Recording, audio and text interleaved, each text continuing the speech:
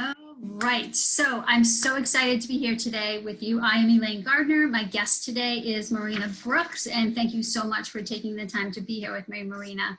Let's get started with tell me about you and what you do. I know that you work in NLP, so tell me well, let's define NLP first, because I know what that is, but a lot of people don't. So what is your definition of NLP? So NLP is, for one, what I always like to start with what it stands for, because it helps understand it a little bit that way. So N stands for neuro, so that's neurology, nervous system, all of those pieces. And L stands for linguistic, so the language that we use to communicate. And then programming is the programming and the conditioning, and basically how our mind gets programmed to work a certain way. So put together, NLP is a study of excellence in terms of looking at why some people achieve certain results and achieve excellence, and others who are in very similar circumstances. You know, it's kind of like the syndrome where the students are in the same classroom or same training room, but yet one ends up flunking out, the other one graduates to the top of the class, even though it's the same teacher and same environment and all of that. So what is the difference? That's what NLP looks at. And essentially it's the communication that happens on the internal and external level. So internally, the thoughts that we have and how that affects not only how we're feeling, but then also it produces the results that we have on the outside. So our behaviors, our actions, and even achieving goals and things like that. And of course, how we communicate with other people is also a big part of NLP. So that's kind of it in a nutshell, I guess. Awesome. I love that you broke it down into what the words actually mean, but also that just like the study of excellence, where it really sums it up very beautifully. So I would love to hear how you got involved with NLP.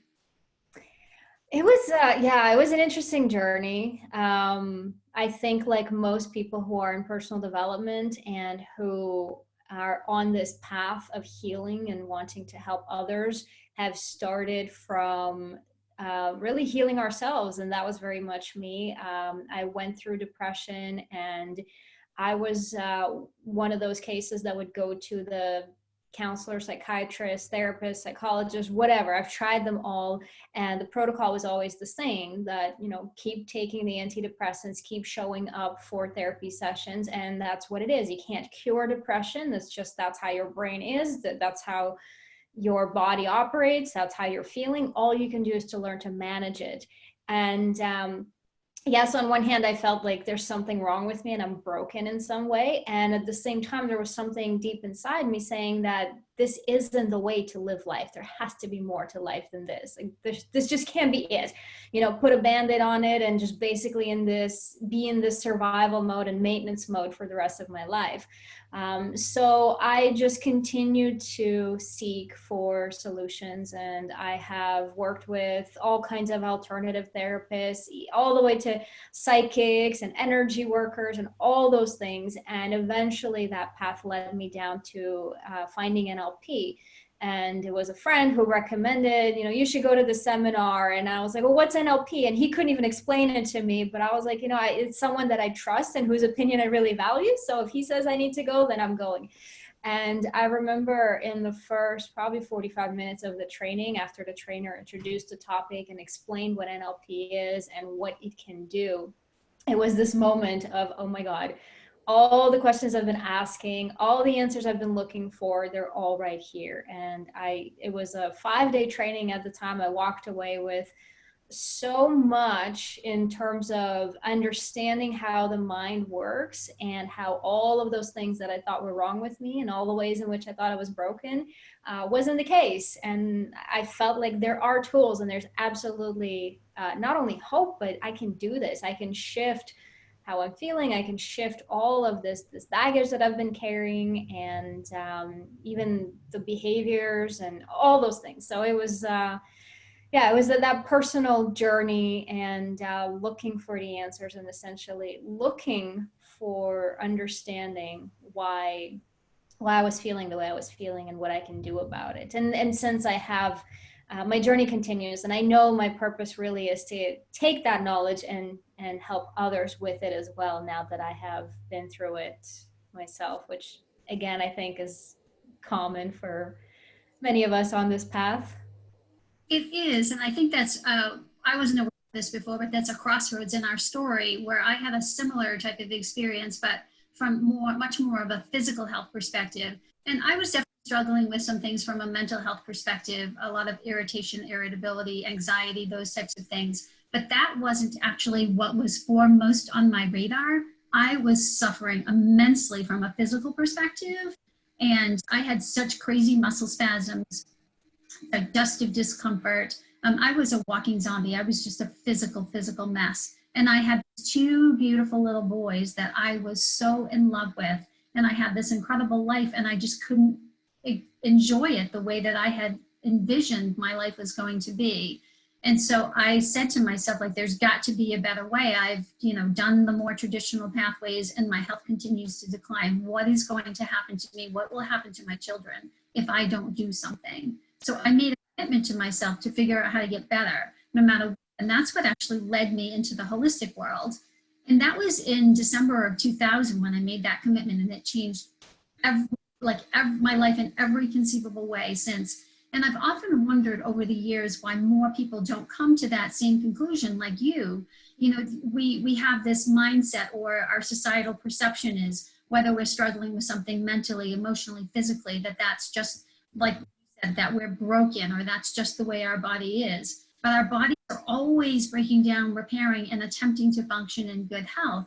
And when we're into thinking about what we can do for them so they get back into that healing mode and start to function at a higher level, that's life-changing. And when you think about that as well from an emotional or mental perspective, that just takes it to a whole other level. And sometimes the physical and the emotional, mental stuff is absolutely interconnected, because a lot of people have digestive discomfort and digestive challenges. Their digestive system isn't functioning the way that it should be. And that's actually where we make all our neurotransmitters, all our feel-good brain chemicals, being triggered I with would anxiety. say not even sometimes, but I would take it almost all the way to all the time, because I believe very much that we are holistic beings, and we actually have four aspects to who we are as human beings. We have the physical, of course, the mental, which is our thoughts, our emotional, how we're feeling, and the spiritual, which call it intuition, call it energy, call it spirit, whatever label you want to use it in.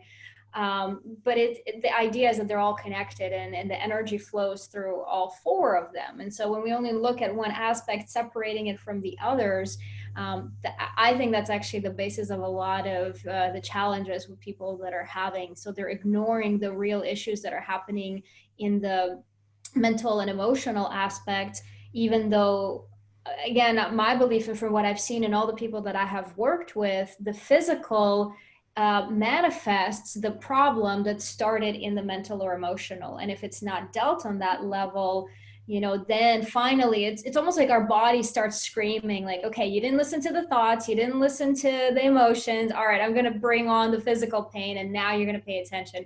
So it's definitely looking at all aspects and how it's connected, and looking for the deeper issue, the root cause, essentially, and where that originates from. Right, and we're going to explore that a little bit more. What I wanted to just really emphasize was that and this, I've seen this across the board with people who have had any type of health challenge, and it's so universal right now, where everybody's experiencing something, is just to make that commitment. Like, I know first the awareness is the first step. I recognize that something is not wrong. I'm making a commitment to figuring out how to get well. And then what I did probably is the same what you did. I started following the breadcrumbs that started showing up for me, and then taking action. Like, you heard about that NLP seminar, you didn't know what that was, but you trusted the person that recommended it. You showed up in that room, and it transformed your life. I started taking action with different holistic healing modalities, and kept refining and tweaking as I went along, and that changed my life. And then as my physical health was improving, I got really involved with the mental, emotional, spiritual things that you just mentioned, because I realized how critical those was, and that wasn't on my radar initially.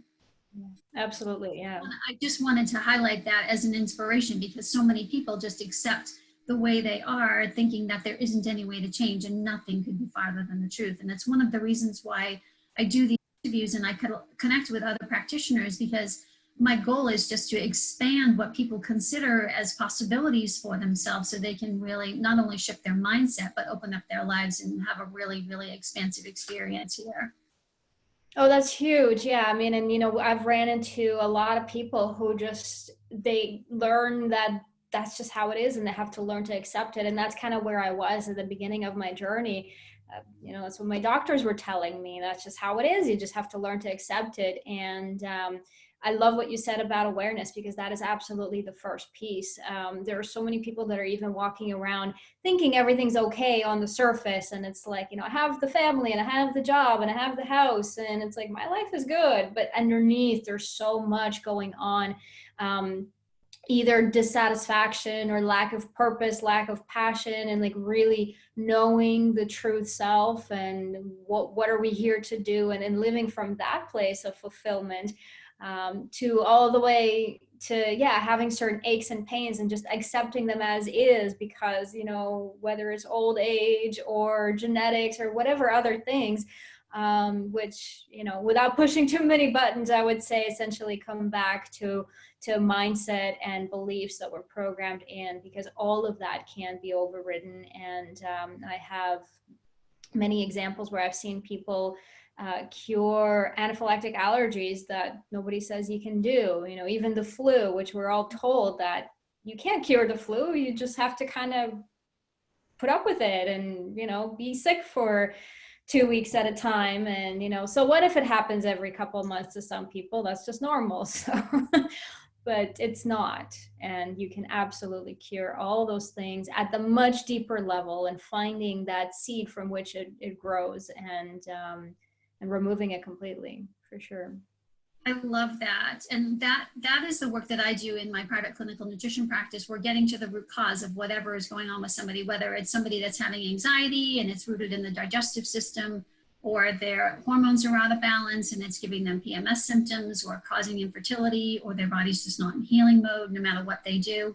So that root cause thing, and I think that's a perfect lead in. So the getting to the root of things is something that we don't talk about enough. And that's part of what I know that you're working on. And I'm so fascinated to hear more about it, especially when you said you can cure like anaphylactic allergies, because that just really caught my attention.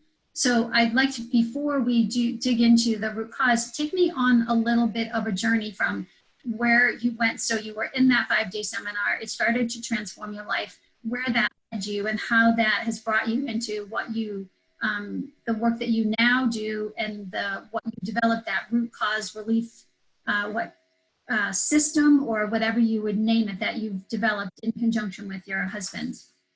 Yeah, so when I found NLP, after that 5-day seminar was really just the beginning of that whole journey. I got obsessed. I to the point where I fell in love with it. And the more I studied it, the more I understood that it's not just something that you study and do, like it really is a way of life. And the more I incorporated into my daily life, from changing some of the thoughts and the language that I was using to describe how I was feeling and certain things like that, to actually looking at the deeper patterns in my life and why certain things are the way they are. I went all the way. I think I went back to the practitioner level 3 times, and then finally graduated to the master practitioner level, went all the way to trainer's training level, where I became a trainer of NLP, which now allows me to train and certify others in these techniques and modalities.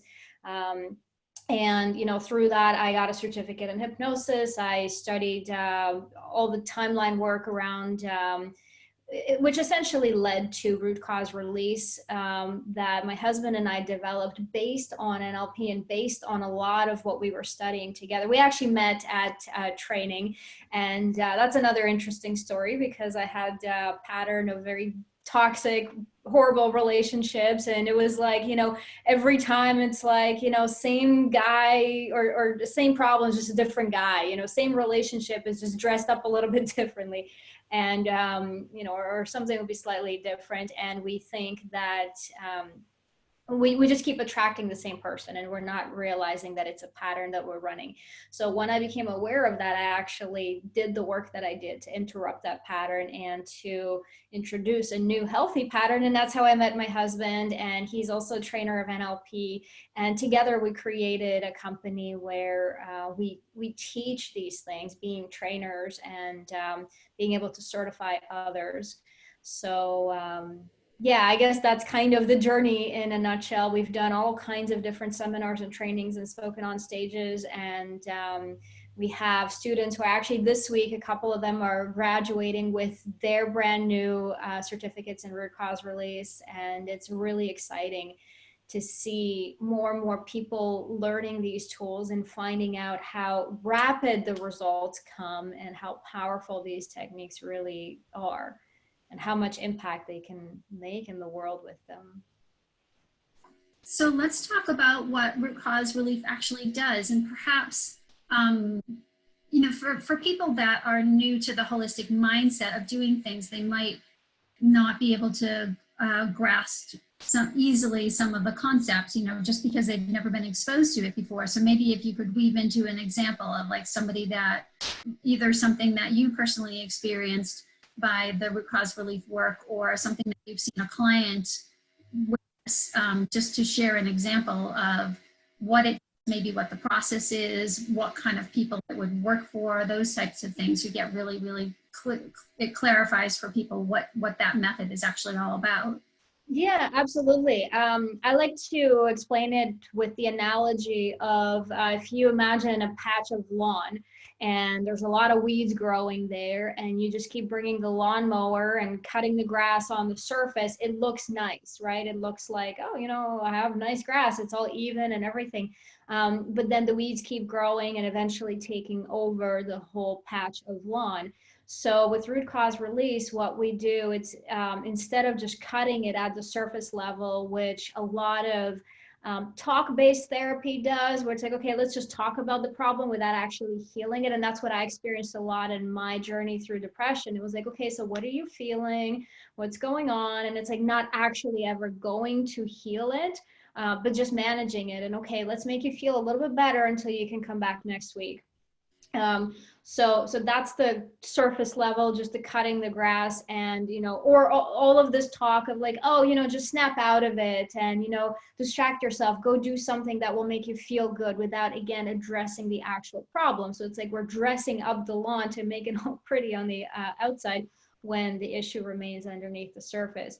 So with root cause release, we go into not just identifying the weeds, but actually finding the seed from which it grows and pulling it out entirely with the root. And so completely, removing all of it, not just cutting pieces off. And the amazing part with this process is that it's so quick.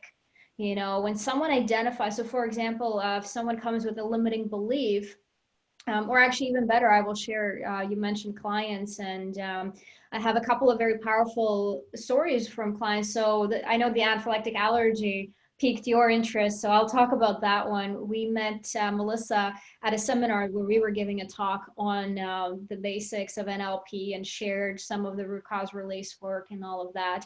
And she came up to us and said, I have several allergies. Some of them I was able to heal, but I have this really bad anaphylactic allergy.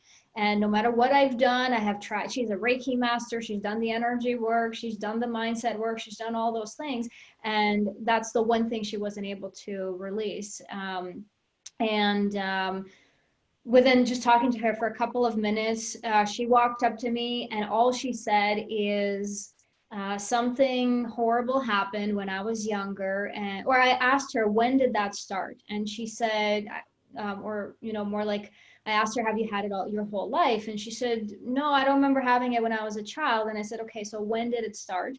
And she said there was this really horrible experience in her life, which later we found out she was raped by a family member when she was 12 years old. And at the time during the rape, there was garlic on his breath because they had just finished eating pizza. They're all running around and playing and having fun as a family. And then, that event happened later on. So there was a lot of garlic in the air, both, that she had eaten, that she was smelling on his breath. And while it was happening, basically what happens is the unconscious mind created a link that the smell of garlic and what I'm experiencing and all the pain must be connected, right? It can't tell the difference. It can't separate the two because it just doesn't have that level of understanding and critical thinking. It's very simple how the unconscious mind works.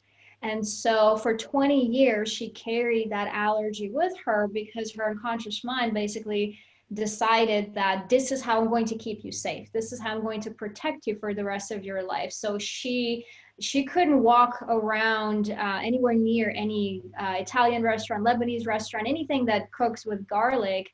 So it completely had an impact on her social life, her dating life. She couldn't go out on a date. She could only cook at home and very, very careful and had to check all the ingredients. Like, it was really, really severe, to the point where she was at a training seminar and somebody 5 rows away from her was having hummus that had garlic in it. And just by it being in the air, the person never actually came close to her, but she smelt it and it put her into anaphylactic shock. They couldn't find her EpiPen in time.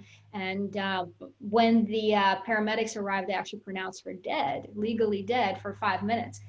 They were able to revive her, luckily. And from there, she just continued this journey of looking for answers, and she finally found us. And so she shared with me that something horrible happened when she was younger, when the allergy started, or so she thought. She wasn't sure. She just said, well, this thing happened, and I think sometime after that, the allergy started showing up. And so I turned to my husband and I said, okay, you need to do the root cause release technique. This is what she needs. And that's all he knew. He didn't need to know the detail of the rape or the trauma, or I didn't even know it at the time. And so he took her through the process, which overall took 20 minutes. And after 20 minutes, she went through the whole experience, actually kind of started to go into anaphylactic shock through the process because her unconscious mind started thinking about it and bringing it up to the surface. So even though there was no garlic anywhere near, she still went into the reaction, which shows how powerful the mind is and how fascinating all of it is, that garlic is not really the issue. It's all in the mind. So she really trusted the process and really followed through. And after experiencing some of the discomfort for a few minutes, started breathing. And she actually, another thing, she had asthma on top of it because during the rape, he had his hand down, like pinning her down. So, asthma developed from that event as well. So she couldn't breathe. She was hyperventilating. She, all of these things happening. And then a few minutes later, she came out, and you can see she could breathe, not just normally, but she said she took the biggest breath she has ever taken in her life, that she has not ever been able to breathe that clearly and that deeply as she has after the process. And then she reached out into her bag and gives my husband the EpiPen and says, I will never need this again. Thank you so much. And she's actually a student of ours now. We followed up with her, and that's how we found out that you can also cure the flu, because a few months ago, she called us and says, I'm not feeling very well. Do you think we can do something about it? And she's actually sending us a little video like, hey, look, I'm eating raw garlic because that's what you're supposed to do when you have the flu. So we're like, okay, we got that testimonial. And then she got on the phone with my husband again for, I don't know, another 15, 20 minutes and cured her flu. So we now know that's possible too. But yeah, like, it just shows just how fascinating all of this is. And so finding the root cause, that it was the rape and that moment where the unconscious mind decided to make that neurological link, essentially, that association, garlic equals deathly horrible pain, so I will make you deathly allergic to it so that you stay away from it, so that if you ever come anywhere near it, I'll make sure that you know to stay away. So it's actually a really interesting scientific study that I'd like to share along with that. And I don't know that I will do it justice, but I think it's another, like, science has studied this. And it was a group of rats. and Yeah. or mice. Have you heard about this with the cherry smell? I've heard, yeah, I've heard so many versions of it. It is cedar smell or something. Yeah. Yeah. So they exposed the rodents to a cherry smell at the same time where there was like an electric shock or something. So obviously they came to associate the smell with the pain, and they could so what anytime they introduced that smell, even without the pain, they would get the reaction, like the avoidance, like the contraction or the moving away from the smell. The really, really interesting part of that study is that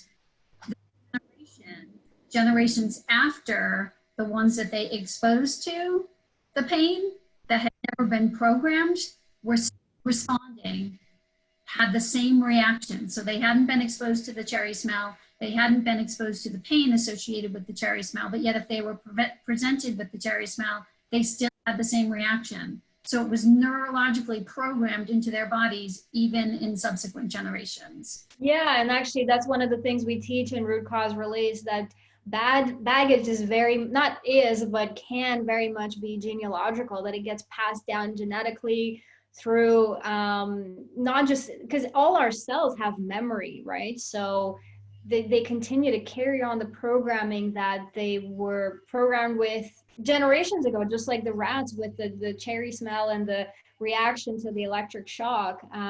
We are very much the same. And it's funny when we share that with our clients and our students, it actually, we sense this bit of relief that they experience, because like, oh, okay, so a lot of this is not even me. It's not that it's like not my fault, but it's just, you can see that it's not, again, it's not that you're broken and there's something wrong with you, or that you've done something bad and God is punishing you and all of that. It's, you know, a lot of that conditioning and the programming and how we were raised to think and feel and believe, and the values and all of those things that were inputted into our unconscious mind, even pre-birth, and then how it starts to manifest in our life. And we think that it's because of certain actions or certain things that we're doing, where it goes a lot deeper than that. Yeah. Absolutely. So I think just to sum that up, is that some of the things that you could be responding to are not necessarily from your lifetime. They could have been passed on. You could have inherited them, so to speak. I also want to talk more about trauma, because a lot of people have, everyone has had some type of trauma in their life, and not everyone views it in that way. Especially when in comparison. So the story you just shared with that woman that had been violently raped by probably a trusted family member, obviously everybody would consider that to be trauma. But there are other things that can happen to you that you may not look at as trauma, maybe nobody else did, but your body or your mind interpreted them as trauma. And those can be things that need to be cleared as well. And I just want to read from, I have this book called Patriarchal Stress Disorder, or Patriarchy Stress Disorder. And there's some really interesting information in here. And it talks about like the collective trauma of women from generation to generation, which is a really lovely description of trauma that I just wanted to share and open people up to the possibility of understanding experiences that their body may have interpreted as trauma that they are not consciously considering to be trauma.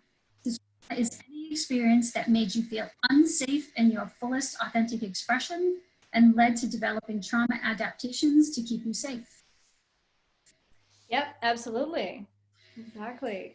So I had lots of examples that I can, if I go back, will pop up in my head. One in particular was when I was, I think in either 5th or 6th grade, I was part of like the stage crew for a production at our elementary school, and we were painting set scenes.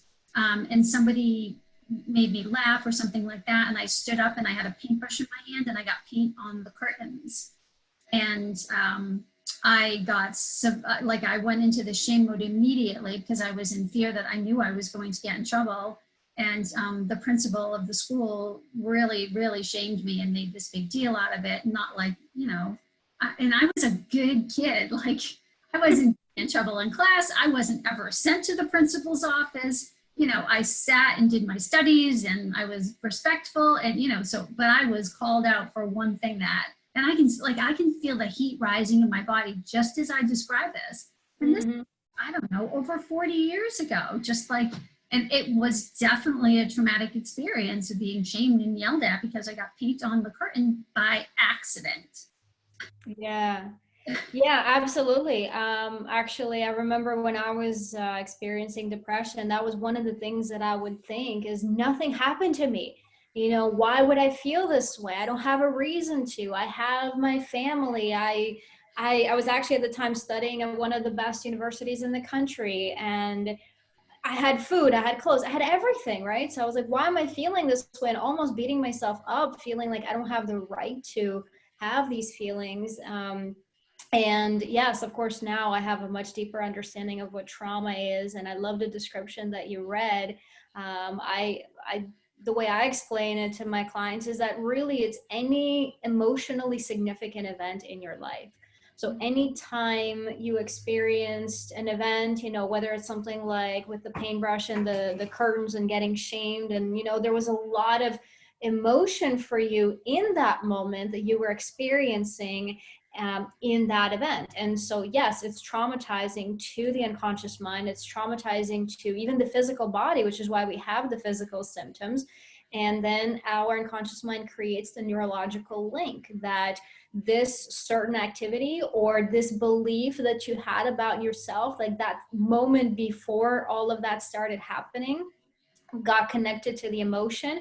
And essentially that's how baggage is created. That is the root cause that we're talking about. That is the seed that gets planted, and then it gets reinforced over time. So there were sometimes it's one event that is really very emotional, and it's a powerful event for us.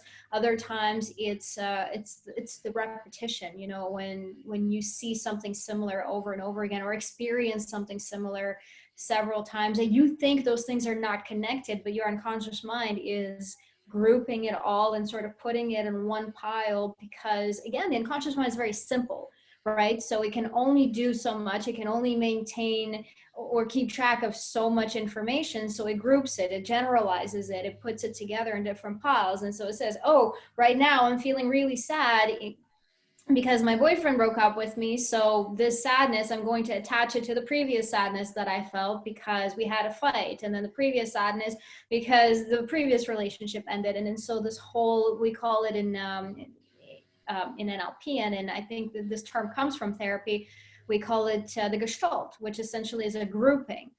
And that is really the real definition of baggage, is when your reaction is out of proportion to what's happening. So for example, you right now, even though it's been years since that event, you just thinking about it brings up that similar emotional response. For Melissa, even though it's been 2 decades since the rape, you know, just being around garlic and just thinking about it put her in an anaphylactic shock. So that shows that it's the mind is sort of overreacting based on what's happening. And this, I mean, even to put it on a smaller scale on a daily basis, you know, someone who carries a lot of emotional baggage in terms of anger, for example, it's, you know, the cup fell off the table and broke, and they just lose it, you know, they just go into this rage. Or road rage, I would put in the same category, you know, when you feel like not just like, oh damn, this person cut me off, that's annoying, but like actually getting full on into that rage mode of wanting to chase them down and pull them out of the car and, you know, whatever. That is how baggage shows up, when it's, you know, it's inappropriate or out of proportion to what's actually going on in the moment. Right, and it's confusing for people to understand where they're reacting from because it's unconscious. So the brain has made sense or meaning out of things that had happened to them in the past, which forms the belief system that triggers thoughts, which trigger actions. And so they're all connected, but so much of it is at the unconscious level that's why a lot of people don't understand why they react a certain way. Like, you know, this, like you said, this isn't a big deal right now. Why am I behaving this way? Well, it's not the current situation, it's what your body has and your mind have made meaning of from all of the things that have happened to you over the course of your life, and then that you're making decisions or reacting from that place, not just immediately what's going on.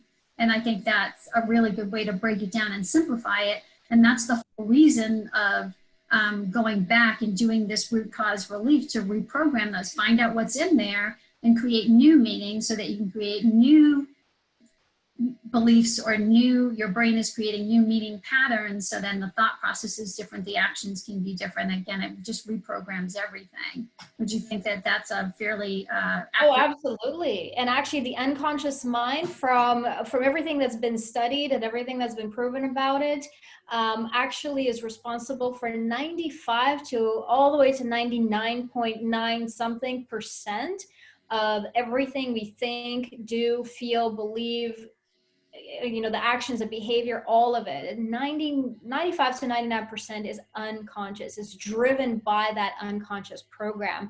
The other 1 to 5% is conscious. So when people say, I want to get healthy, I want to start eating healthier, I want to go on this diet, I want to start dating healthier men, I want to be in healthier relationships, whatever goal that they set with their conscious mind, with that little 1 to 5%. And so I always say it's that 5% of effort against 95% resistance. And that's why it's so difficult and so challenging, because we think that consciously we can override those programs if we just push hard enough and just keep trying to create this new pathway, as opposed to actually finding what it is in the unconscious mind that's causing that pattern or that behavior in the first place, removing that weed, removing the root of it. And then, yes, like you said, absolutely, it creates space to then plant something new and positive. And the beauty of it is that then whatever we plant comes from us and our understanding from where we are now. Because the unconscious mind got programmed up until the age of 7. Everything is put into the unconscious mind. There's absolutely no filter. There's no critical faculty. There's no way of saying like, yeah, this belief I'm not going to take on. It's not very positive. It's not going to help me, but this one I will. Like, everything gets put in, right? So it's like we're walking around with this 7-year-old brain and thinking, still running the show. So when we get to remove those old patterns and old beliefs and put new ones in, we're now putting the new ones in that we are consciously choosing to put in, and the ones that really serve us and help us be empowered and really achieve the results that we're looking for. As you were describing that, I have this this analogy also playing out in my head about like a computer. Like if you have a Windows operating system and you try to run like a Mac program on it, it's not designed to do that. So you've got to go in and either get the right programming that matches up with the right software, or you've got to get them to sync up. So that's another way of thinking about it as well. And I was also just thinking about the work of Bruce Lipton. Yes. The honeymoon effect. Big fan, yeah. I love that book. So I just wanted to share that briefly too, because he talks about relationships. And so many people don't understand when they're in relationships, this person says they want this, but their behavior shows something else. And it's due to that unconscious programming that they're coming from. They may consciously want that, but they're still operating from that unconscious programming, and they haven't taken the time or made the, connected with the right people to actually reprogram that unconscious so that they can connect that with what they consciously want and have those things come together congruently and have that play out. So I love in his book, he talks about, you're not in a relationship. If you're in a romantic relationship and you think there's 2 people, it's actually 4, because you've got each person's conscious and each person's unconscious that you're dealing with. Yeah, so, absolutely. Yeah. And I love that you've given examples about health and also about relationships. So I think it's given some really good examples of so many different ways that this could play out for people and enhance their life of whatever area they're struggling with, or, depression, physical health issues. So I think even money, it's, that's a big one too to talk about. If you come, I was born in the Soviet Union. It's I was programmed with scarcity thinking and lack mentality, and there's not enough and all of that. So it took me the work that I've done to override that programming, because I watched my parents stress over money. You know, I heard my dad say so many times that we don't have enough, we don't have enough, we don't have enough. So that got programmed in again on an unconscious level, that anything to do with money, it's, you know, brings on this stress and this fear of lack and not having enough. So yeah, the people that don't understand where it comes from or how that works, they're the ones that are working really hard, and they think the harder I work, the more I'll earn, and eventually I'll have enough to get rid of the stress and get rid of the anxiety around not having enough. But the truth is that as the unconscious mind believes, it'll never be enough. So until you actually remove that belief, it won't ever be enough, and the anxiety and the stress will always be there. My dad is a perfect example of it. You know, he's making six figures working in Silicon Valley, living in Bay Area in California, and it's like never enough, never enough, never enough, even at that level, because the unconscious programming is still there. So yeah, to me, it's so empowering, because again, instead of feeling like we're victims and these things are happening to us and we have no control over them, everything about NLP and root cause release and how the unconscious mind works really shows that we are very much in control and we create our reality. And if we can go in and find that, it's like you mentioned computers, so it's like a virus that's running in the background of our computer. If we keep just shutting the windows down and opening them up again, thinking, well, maybe now the browser will work better, until you actually remove the virus from your computer, it will continue to sabotage, right? It will continue to cause the issues that it's causing. So our mind is very much the same. So until we actually remove that programming, it's going to keep crashing. It's going to continue to show up in the results that we have and produce the behaviors and the choices that we make. Yeah. Yeah, absolutely. I think that's a beautiful segue into addressing the current circumstances that we are all faced with on a global basis right now, because it's May 6th and we are still in the midst of a global pandemic, and often, you know, some countries are recovering and reopening, and most of the United States is still in lockdown mode.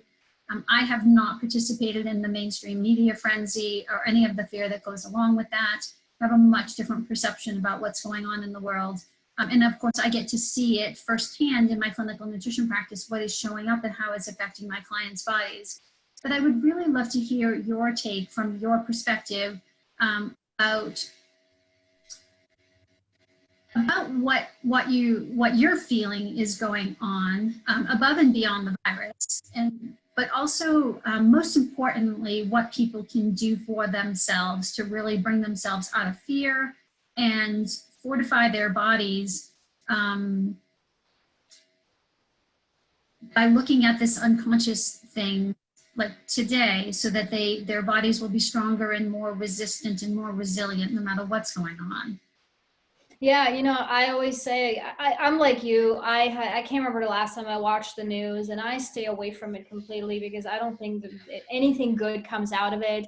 And even though I haven't watched the news in decades, hey, I still know about the virus, so I haven't missed anything. You know, I don't live under the rock, so it's like if you need to know something, you will know. So I think it really connects to what I was talking about earlier, baggage showing up as an inappropriate reaction. But what I mean by inappropriate, I mean out of proportion. So I've been saying this whole time is that the bigger pandemic and the bigger problem here is not the virus, but all the fear and anxiety that it's brought on. And so we choose to follow down that path. We choose to allow it to feed the fear and produce more of the fear, which then all of our cells in our body are reacting to, producing physical symptoms. And a lot of people who don't have the virus and haven't even been exposed to it are having all these symptoms, and they think that they might have. And just like you talked about Bruce Lipton, you know, what our mind believes is our body will create.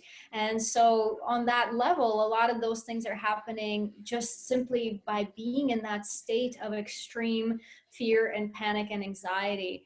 And so, especially if there is a history of already having that fear instilled, you know, if you're someone who grew up around the medical community and trusting the doctors and everything the doctor says, that's what has to happen. And like being at the mercy of the medical world in that sense, feeling like, you don't really have any control or you don't have any power for yourself. Yeah, it just kind of puts you in that victim mode, and everybody says be scared, then you get scared. Everybody says go run and buy toilet paper, so you're running to buy toilet paper without actually thinking about what is it actually going to do and how is it going to help. So I think, in terms of what people can start doing is, for one, is just being aware of it, and really taking a look at the moment. Like, is there really a threat? Is there really something for me to be that scared and panicked of right now? You know, another thing is looking at, for examples like you and I, where for me it's actually been, not that it's been a positive time, because yes, there's all of this going on in the world, but it hasn't changed my relationship. It hasn't changed my health. It hasn't changed my business. In fact, it actually helped me move in a different direction, and it's given me this time and this opportunity to do a lot of the inner work and really be with myself, and get to know myself on a deeper level, which is what I do on a regular basis anyway. But it's finding those opportunities, finding the positives. There's always something that's happening for us in every moment if we choose to see it that way. So looking to examples of people like that who are in a way thriving, you know, who are choosing to step up and who are choosing to be in the light instead of being sucked into the darkness and the fear and all of that. One thing that comes to mind is the word detox. Just like when we detox the body by removing a certain food or a certain substance or something that we're reacting to for a long period of time. In the same way, we need to detox our mind and our emotional aspect by tuning out and stop watching the news and stop reading the horrible posts on social media, you know, and just scroll on by just like I do, and just, I'm sure like you do, instead of reading it, because it's like the cells in our body take information in. So if we're reading a lot of negative articles and watching the news and just hearing more and more and more about the fear and why we should be panicking, all of our cells in the body line up to fulfill that. And not only that, but just like us as human beings, we need to eat in order to survive. Our cells are the same way. They need to feed, and what they feed on is energy. And so the type of energy that you're putting in your body through your thoughts and what you're putting into your system, your cells will again start to produce that. So 80, if not 90% of all illnesses, including cancer and all of that, have been traced back to the mental and emotional aspect, especially when it's been bombarded for such a long time. So the cells start to mutate, they start to express in a certain way to produce a certain disease. So same thing here. If we start putting in positive into our mind and feeding ourselves with more positive energy and positive thinking and creating positive neural pathways in our mind, in our body, in our brain, and in our entire nervous system, not only are we going to feel better, but we're actually going to strengthen our body. We're actually going to strengthen our immune system. You know, my husband and I have been doing this work for such a long time. I can't remember the last time that we were sick. You know, and every time the flu season comes around and every time it's winter and people are like, oh, flu season, that, and it's like, even just in the language, it's like, it's flu season. That means, you know, this is going to happen, and just expect it. So everybody just lays back and say, okay, I guess I'm catching the flu this year, you know, but for us, it's like, we don't talk like that. We don't think like that. And so we haven't gotten sick. And not to say that we haven't had our, growth journey and opportunities. And I think it was a year ago, or less than a year ago, I had kidney stones. And instead of, again, looking at my body is failing and breaking down and what's wrong with me, I did the mental work, I did the emotional work, and I traced it back to, okay, where's that coming from? And I found a belief, actually interesting, we're talking about this. I found the belief that everything has to be hard, right? You know, my business I have to put in effort and it has to be hard. I have to work hard for it. And there's so much of this thinking and energy around hard that my body literally produced something hard. Hard. You know? So understanding that, it's like, okay, never. And it's interesting because, again, of course, the doctor is telling me, well, once you've had one kidney stone, you're very prone to have the next one very soon. So be careful and watch out. And I'm like, I'm not doing this again. I learned a lesson. I had the awareness around where that came from. I did root cause release on myself. I cleaned up the entire line of baggage of thinking that things have to be hard. And now that it's released, I have no worry about it ever happening again. So yeah.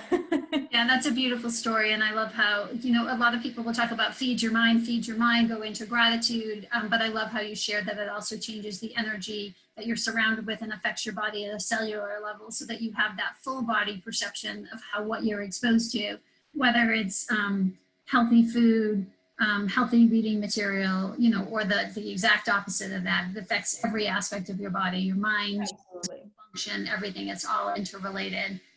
So I think that's a beautiful way to wrap things up. And I just want to summarize that our bodies are capable of so much more than we've been led to believe. And life can be a beautiful, beautiful journey. And there's so many wonderful, incredible healing modalities, practitioners, so many things that are accessible. So just the desire to get to the root cause, to be healthy, to have an amazing life. And then following the breadcrumbs that are showing up for you and taking action on those things. Like both of us, our lives have changed in every conceivable way because we decided that we weren't putting up with the status quo, and two very different pathways, but coming to the same conclusion in different ways. So I encourage anybody that has an issue that they are unhappy with, or even just recognizing that you're not as healthy as you could be, whether that's what's going on in your head, what's going on in your body, the potential for healing is there. And I hope that people will be inspired to take advantage of that. Absolutely, yeah. Instead of just taking the next pill and trying to mask the pain, actually get to the root cause and figure out how to heal the problem instead of just masking the symptoms, I guess. Yeah. So before I forget to ask, let's wrap up and just where could my readers find you or my listeners find you? Yeah, the best way right now is probably social media. So on Instagram, my handle is Marina Brooks _coach trainer. My husband and I, our company is called Brooks Empowerment Academy. We are revamping our website and updating it a little bit to include all these new things that we're doing. So that's on the way. Connect with me on Facebook through Marina Brooks or Brooks Empowerment Academy. We created a Facebook group for coaches and healers on a mission to heal the world. So that's another really good place to connect. And we're really putting together a community of the people that are now helping heal everything that's happening. And you're in there, so I know you can. Yeah, there's so much power in the collective. So thank you so much for doing that. And thank you so much for your time. It was really, really great chatting with you today. Of course, my pleasure. Absolutely. Yeah.